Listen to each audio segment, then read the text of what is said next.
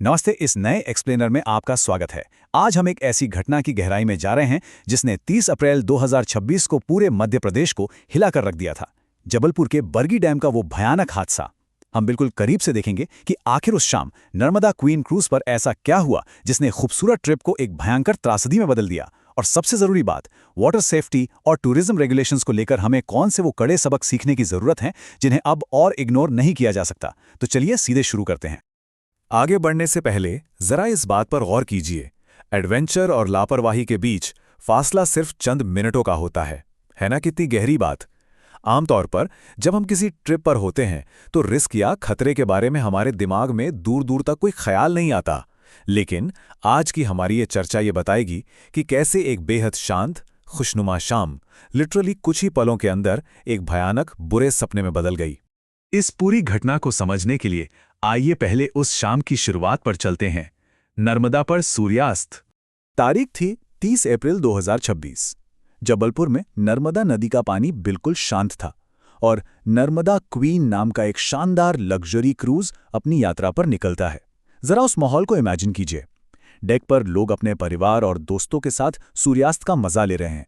Background में music बज रहा है, बच्चे डांस कर रहे हैं, लोग खूबसूरत सनसेट की तस्वीरें और वीडियोज ले रहे हैं।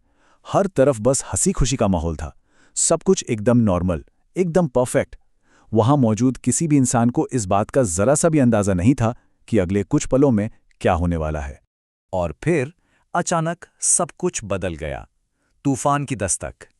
देखिए, इस टाइमलाइन को समझना बहुत क्रूशियल है।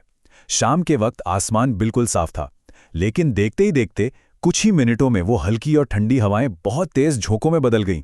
आसमान में अचानक काले बादल छा गए। क्रूज बहुत बुरी तरह से हिलने लगा। जाहिर है, पैसेंजर्स घबरा गए। कई लोगों ने तो क्रूज से तुरंत वापस लौटने की मिन्नतें भी की, लेकिन क्रूज आगे बढ़ता रहा। और फिर अचानक एक जोरदार झटका लगा। क्रूज ने अपना बैलेंस पूरी तरह खो दिया। वहां एकदम से अंधेरा छा गया, लोग पैनिक करने लगे और उसी अफरा तफरी के बीच क्रूज पलट गया, जिससे कई लोग सीधे उस गहरे पानी में जा गिरे। इस खौफनाक हादसे के अगले ही दिन न्यूज़ चैनल से लेकर आम लोगों की जुबान पर बस एक ही सवाल था, क्या ये सिर्फ खराब मौसम की वजह से हुआ एक हादसा था या फिर इसके पीछे किसी की बहुत बड़ी लापरवाही थी। देखिए, हमारा मकसद यहाँ किसी पर उंगली उठाना नहीं है, बल्कि जो जांच और रिपोर्ट्स सामने आई हैं उनका निष्पक्ष तरीके से विश्लेषण करना है, ताकि हम असलियत को समझ सकें।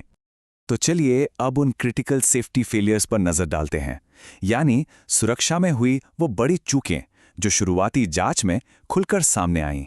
हादसे के बाद जो दावे सामने आए वो सच में हैरान करने वाले हैं। सबसे चौंकाने वाली बात, यात्रियों को सही तरीके से लाइफ जैकेट्स बांटी ही नहीं गई थीं, और जो जैकेट्स थीं भी उनमें से कई कथित तौर पर सील पैक थीं।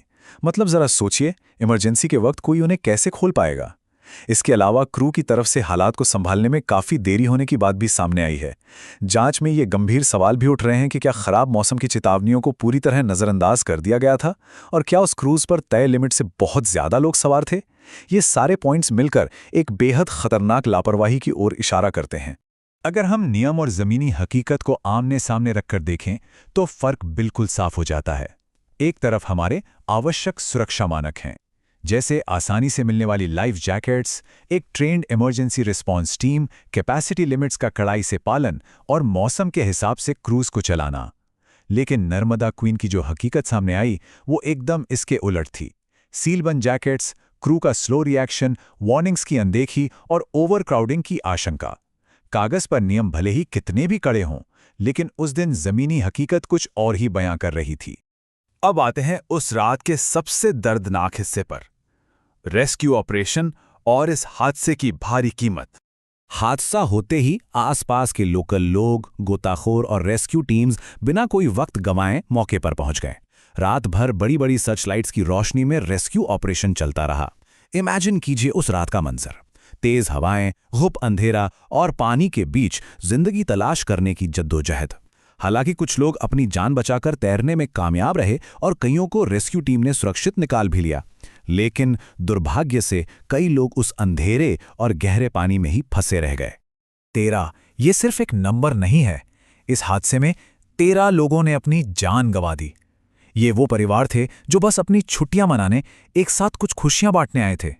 किसी ने अपने मासूम बच्चे को खो दिया तो किसी ने अपने माता पिता को। एक ही झटके में कई परिवार हमेशा के लिए उजड़ गए। इस एक रात ने पूरे जबलपुर और मध्य प्रदेश को एक गहरे सदमे में डाल दिया। इस दिल दहला देने वाली घटना के बाद हम सिर्फ अफसोस जताकर आगे नहीं बढ़ सकते।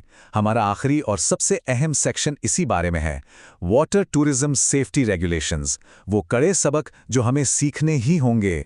वाटर टूरिज्म सेफ्टी के लिहाज से ये 4 कदम बिल्कुल नॉन नेगोशिएबल हैं। पहला, किसी भी क्रूज के निकलने से पहले मौसम की कड़ाई से और अनिवार्य तौर पर निगरानी होनी चाहिए। दूसरा, हर एक यात्री के पास बिना सील की हुई पूरी तरह से फंक्शनल और आसानी से मिलने वाली लाइफ जैकेट होनी ही चाहिए। तीसरा, वेसल की जो कैपेसिटी लिमिट है उसे किसी भी हाल में पार नहीं किया जाना चाहिए। इसका स्ट्रिक्ट एनफोर्समेंट बहुत जरूरी है। और चौथा, सभी क्रू मेंबर्स के पास इमरजेंसी हैंडलिंग की पूरी और प्रॉपर ट्रेनिंग होनी चाहिए। देखिए, ये सिर्फ कोई चेकलिस्ट नहीं है, ये वो बुनियादी दीवार है जो एक सेफ एडवेंचर और एक भयानक हादसे के बीच में खड़ी होती है।